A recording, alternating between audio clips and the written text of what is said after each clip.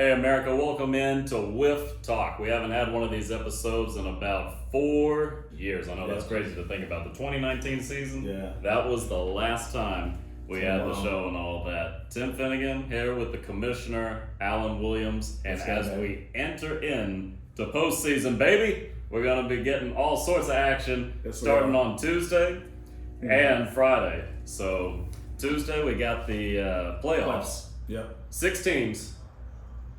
Only 2 can get to the Friday night show. 6 really good teams.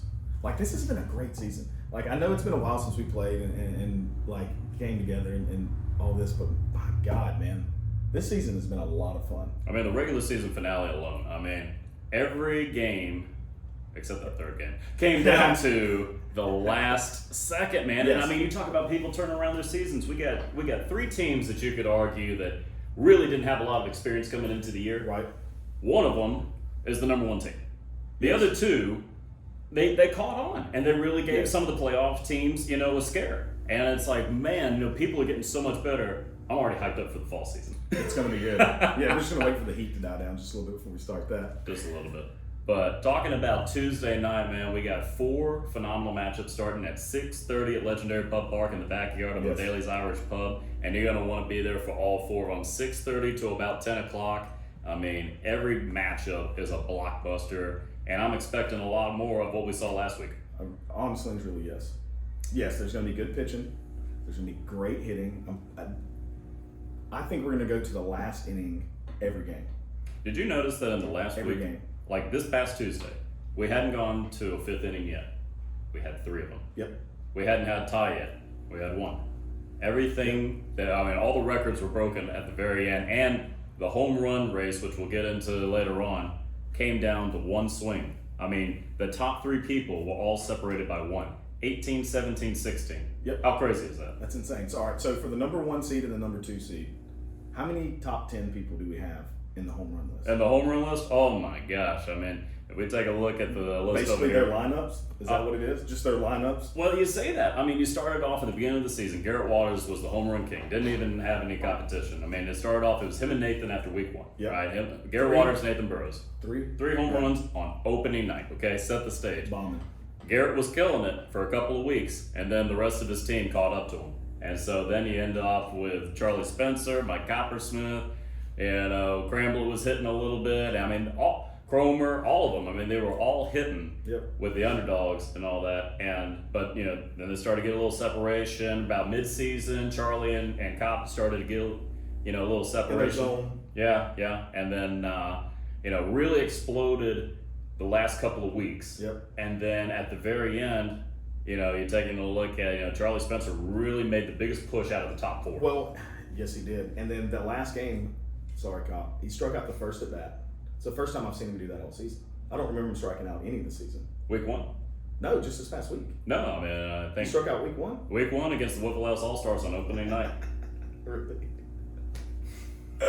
Joe Sykes is just sitting there like, yeah. But so that happens in the very first of the game, the very beginning of the game, and then you could see it as it progressed. Like every at bat, he was like, "I have to hit a home run. I have to hit this home run." Well, the pressure was on because number 1 was taking on number 2, and he had Chris Downey that was also in the top 4. Christopher Downey the first. Yep. Yeah. All right. So you got Coppersmith, Charlie Spencer, Ryan Hall, Downey, Joe Sykes, Garrett Waters, David Cromer, Blake Nelson. I mean, dude, every single one of these people, I think, are in the playoffs, right? You had the top 4 for sure because Ryan Hall ended the night. Wow. He had the closest chance. They were playing Dream Team. Dream Team surprised everybody, man. They had they got him down to the wire in the 5th inning. Dream Team, the biggest turnaround of any team this season. Multiple scoregasms was right there. They're starting to figure it out. Jared Johnson comes in and they kind of turn a little bit and all there. But Dream Team, man, they turned things around. I would say from the beginning of the season all the way to the end, the biggest improvement. Yep, agreed, 100%. But when you take a look at Tuesday night, all right, 4 top matchups. All right, you got 2 buys on the top 2 seeds. Global Gym, surprising underdogs. They weren't surprised. Look, dude, the end of that game, you got a home run to go ahead by the underdogs. And we're thinking, oh my gosh, this is over with. Charlie Spencer, 2 home runs on the night. We're going into the last, we're going into the bottom, we're done. It's over. They don't lose. They did. And then there's Chad Elliott. Clutch. Right now, Chad Elliott, Clutch. in my mind, he's got to be at least the number 2 pitcher in the league right now. Yes. Got to Who do you be. think's number 1? David Cromer. 2-time defending MVP, man. Yep. You, 100%. you take Cromer every time. Chad Elliott is right there. Yep. Right there, man. And he came through in the clutch with the hitting, too. Both of them, home run threats and pitching threats, man. Yep. That's why they're the top 2 teams, because of that position. And he, you know, at the beginning of the season, we talked about moving the mound back. How would that affect everybody? It wasn't, but, you know, I mean, it was 4 feet. I mean, it wasn't that far, sorry. No, but I mean, it it came to a point where everyone was like, well, how are we going to adjust to it? Is it going to be a hitter's league? Is it going to be a pitcher's league? What's going to happen? And Both got better. For those 2 guys, they didn't skip a beat. Both got better. I mean, the home run list, I'm sure, like, it's unreal, man. How many? Coppersmith, 18 home runs. We played how many games? 8? 8 games. 8 games. Number 2, Charlie Spencer, 17 home runs. I mean, 16, 14, 11, 10, 10, 10, 10, 9, 9. Dude, this was awesome. But now the home runs are out there. Now it's all about just winning. Yeah. You got to get to the Friday night show.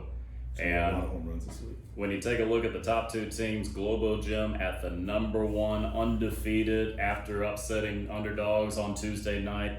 They're the number 2 seed on the other side of the bracket. Both have first round byes, Yep. and now it's a battle to get to them. So let's talk about some of those early matchups, starting with the 6:30 matchup. Number 4, Fungus Among Us, taking on number 5, Drink Until She's Hot. I'm on one of these teams. Maybe you should take this one. So, all right, here's the thing. Snead's gonna pitch. That's right. They're gonna hit, right? But I feel like your team like has a good vibe, man. Like y'all come together when it needs to happen. And y'all have won how many games this year in the last inning? That's right. I mean, just The all very coming- last inning. Well, very last inning, all coming together. What's neat, we were talking about this stat the other day. There's only a handful of teams. I would say Wiffle House, Underdogs have the best continuity Yes. of anyone in the league. We are probably the most random team put together of people that have played in the league, but just on other Just teams. yeah, y'all are having fun this season. That's right. You're having a good time. But if Snead's not working, Justin's gonna come in. That's right. Ball's got a gonna come bullpen. in. They've got a bullpen, so it's not making mistakes in the field for you guys. Not swinging at the pitches because Snead's going to throw that low ball. He's going to throw that low ball that rises and it's going to hit the bottom of the 10. Waiting on your pitch to hit for Snead is going to be y'all's like best, like what do you call it? Just asset. If you Right. just wait on those good pitches, Well, you that's said- going to help you. You say they got a bullpen. We've got a bullpen too. If you take a look at it, I mean, you got Martinez that's normally Yeah. the starter, but Tyler Beard has pitched in this league before. He has. And you take a look at the rest of the athletes that are on that squad: Joe Hernandez, Josh Elkins, Dakota Emka. I mean, all we have to do is just replace that guy at first base playing defense, and then after that we'll be okay. You know. But I mean, you take a look. I mean, what a way to start the night. 2 teams Yes. on a collision course. Between number 4 and number 5, and what I like about the challenge is we haven't played them yet. So, Nope. you know, we've seen Fungus play, but we haven't got to play them, you know, yet. So Yeah. it's not a rematch Right. by any means and all that. And I mean, all those guys, they've got championship experience Yeah. on the team. You got a combination of a couple of teams from previous seasons coming together.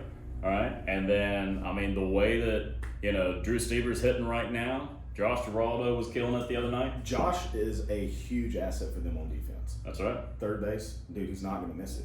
I mean, he's going to catch the ball. Yeah. So, I think it's going to be a great game. My prediction on that game. Prediction.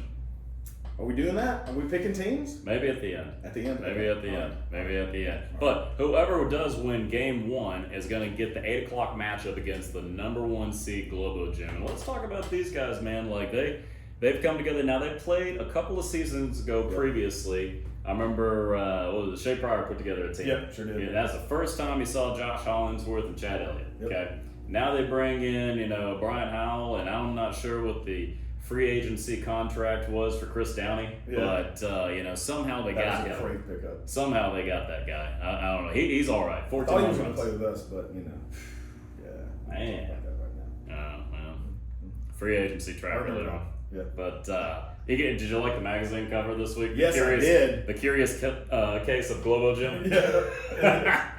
They're a really good team. They are. I feel like whoever wins the first game It's going to be a really good match. I'm giving a little insight on my predictions later. Hey, all I know is the last time we played Globo Gym, it was a close one. It really was. And I'm ready for a rematch. But we'll get into that later on. I'll tell you what I do like about Globo Gym, when you take a look, Downey's got the power. Chad's probably in the race for MVP this season. And then after that, the guy that's not getting enough talk about him has got to be Brian Howell. This guy had a laser 3-run home run shot the other night that really set the momentum. And that was the first time in the game where you're like, wow. I mean, here it comes, it was a defensive battle the first 3 innings. I mean, 1-1, forever, and then Bryant opens up the game. And that he's kind of like the quiet guy, like I said, you got Downey, to prepare for him, to prepare for Chad. Bryant's right there, man, and he's like the silent MVP because he's the guy that you're not expecting. Yeah. But he can switch momentum at any point. Yeah, he's done well. Yeah, he's doing really well this season. So, I'm interested to see what he's going to be able to do in that 8 o'clock matchup. Mm-hmm. On the other side of the bracket, number 3 Wiffle House All-Stars taking on number 6 Outfield Alcoholics. Now, the number 6 seed could have came down to the last 2 weeks. I mean, if Outfield Alcoholics didn't win the regular season finale, it would have been wide open last week. Wide open. Wide open. Absolutely, man. And whenever you take a look at Wiffle House, I mean, this is a team that is a perennial playoff contender. Yeah. They've been there. How did they get to that next step? How did they get to the Friday night show? They've gotten so close. They've gotten so close. No fielding errors. They can hit the ball. They've got pitching in Blake Nelson. And Ryan Hall. Ryan Hall, exactly. Not making errors. I think that's the biggest key. I hate these chairs. That is the biggest key in this entire playoff scheme right here that we got going on. No fielding errors. No fielding errors. That's it. The pitchers are there. The hitters are there. Well, don't make an error. I'm telling you, this is. I hope all these games are close, like I think they're going to be. I do think they're going to be really close games. Yeah. I think there's a couple of teams that are going to kind of, towards the end of the game, they're probably going to maybe run away with it at like the last inning or 2. Keeping it close and then a blowout? Right. The first 2 innings, because we usually, 3-4 innings is all we're going to get out of this. 3rd, 4th inning, there are a couple of teams that are going to separate themselves. Oh. In the 3rd or 4th inning, I'm sorry. Yeah. No 5th inning games this week? No. I don't think so. The 40 minutes are going to close out. Now let's remind everybody, it's always a big topic. What is the time frame officially that the game would stop? How many minutes left on the clock would you then consider about, do you start that next inning? So in regular season it's 3, but for the playoffs we're gonna if we go to the last inning or the last minute and we're rolling over, we're gonna play that. We're not gonna cheat the playoffs. If it's 58 seconds on the clock, we're rolling to the next inning. We're gonna roll to the next inning. Could be in for a long night. Maybe a 5th inning action. Could be 5th inning. I don't think so. Don't think so? I don't think so, man. I think we're gonna have all games go to 4. I like that prediction. Yeah. Now, what about the 8-run rule? How is that affected in the playoffs? We're not going to change anything about it. Okay. It's 8 and then 11 standard. If you got 7 and you hit a grand slam, it's 11 runs. We're going to keep all that the same. Okay. So if somebody's up 16-0, all right? Oh, I see what you're saying. You're talking about if it gets to the last inning and there's only 15 minutes or 10 minutes left on the I'm just clock, saying with there's that, not possible not a way for them to come back. Exactly. If it's 16-0 and we're rolling towards the end, you still got plenty of time on the clock. Right. But mathematically, it's not possible. It's not possible to come back. Do you stop the game? At that point, it's mathematically impossible. That's right. Yeah. So we'll talk about that a little bit more. We'll let y'all know. We'll have some more videos coming out. We'll let you know about that one. It's just mathematically impossible. Hey, there's all sorts of fireworks that could happen, but in this game particularly, you talk about the pitching matchup, all right? You got Blake Nelson, starter for Wiffle House All-Stars, taking on Nathan Burrows, all right? Both of these teams have playoff experience. When you talk about the outfield alcoholics, you got to talk about Matt Delaney. This guy, he's just the unsung hero of this team. Core of that team. Man, home run power, Sneaky fast. Sneaky. We talked about Brian Howell for Globo Gym. Matt Delaney is that guy for outfield alcoholics. He's got the power, got the speed. He's a playmaker. And it's just a matter of they have enough talent, I think, to compete with Wiffle House. So don't let the number 6 seed fool you. Yep. It's just a matter of both of these teams have to be smart. Now that the home run race isn't a major factor, maybe you see a couple of guys play a little bit differently. And now it's more of, hey, we're going to play some small ball. A little bit more small ball. That's Definitely with Wiffle House. I can see that. Those guys, they're such a good core group of friends too. They really do get along with each other. So I feel like that could be their key thing. Again, with y'all, just a good team vibe. I love playing Wiffle House All Stars. It's just a fun team to play. When it comes down to the two teams, which one do you think is going to be more defensively sound? Wiffle House. Yep. All right. Yep. We'll see what happens in the 7:20 matchup. But then whoever wins that one goes to the 9 o'clock game under the lights, taking on underdogs. Now let's talk about this team for a second. Was running the table the entire season. They're not happy. And then had a wake-up call. So they're not happy. Do they come in? How much did that game this past Tuesday affect them?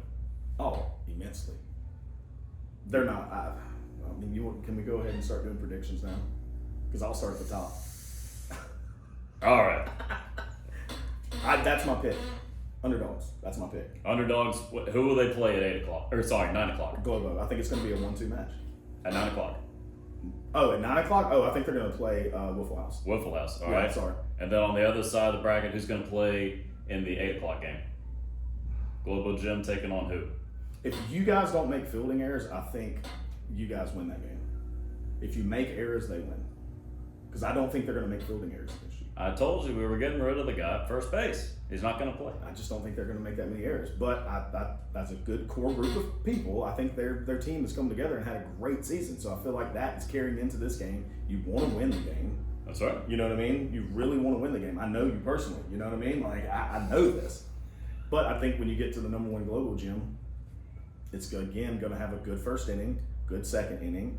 I think the third inning, they start taking just a little bit further away from you guys. It may be strong, but... Have you ever seen The Last Dance? Every episode is, why did you say that to Michael?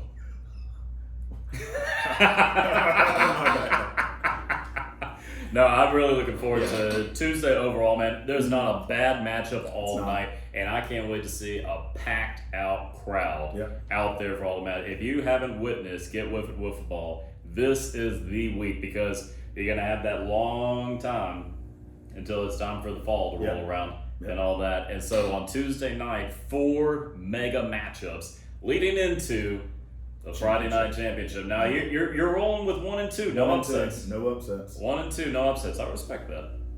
I don't know. If you guys win, it'll be a 5-4 upset. Yeah, it's not really. So that's an upset. not only upset. It's not really an upset when it's expected. But 1 versus 2 on Friday night. All right, so let's talk about we have the rematch. Globo Gym versus Underdogs. All right, You have the rematch going on over there. Yes. All right, what do these two teams learn about each other after the first meeting? That they're both good. They're both good. I think the underdogs realize, like, oh, okay. You got 2 of the top pitchers. Through this, 2 of the top pitchers going against one another and all that. You got to make adjustments. And you got regular season versus postseason. So, you're going to be watching a little bit more on the speed. You're going to be watching a little bit more on the strategy. Don't have to worry. We don't have to worry as much about the home run title anymore. Nope. Now it's all about, hey, we got to make plays and we got to play smart for at least 2 games. Yep. And then otherwise you're going to be pushing to that third game. But everything's going to get started on that Friday night at 9 o'clock at Legendary Pub Park. Yep. And it's going to be the winners of the bracket on Tuesday night. So, come get a glimpse on Tuesday night, and then know that you're coming in for a good time on Friday night. Now, it's going to be awesome on Friday night. Why do we do it at 9 o'clock? Just so we can build the crowd, so everybody can get there. It gives you time to go out and do your stuff, get some dinner, hang out for a little bit, and then come out and enjoy 2 to possibly 3 hours worth of something you don't get to see in most cities or towns. I mean, you get to watch people play wiffle ball at a bar on a Friday night. I mean, come on. What else you doing? It's going to be great fun. That's why we always say it's not just a sport. It's an experience. It's an experience. And so I'm excited. I'm fired up for Tuesday night, man. We got 4 mega matchups ready for you at Legendary Pub Park. Going to be kicking off at 6:30, rolling probably all the way to 10:30, based on how things are going to go. And it's going to be at the highest point possible. And then heading into Friday night championship series. We've had a hell of a regular season. Let's wrap up the playoffs in the right way, and let's get with it. Let's go, baby.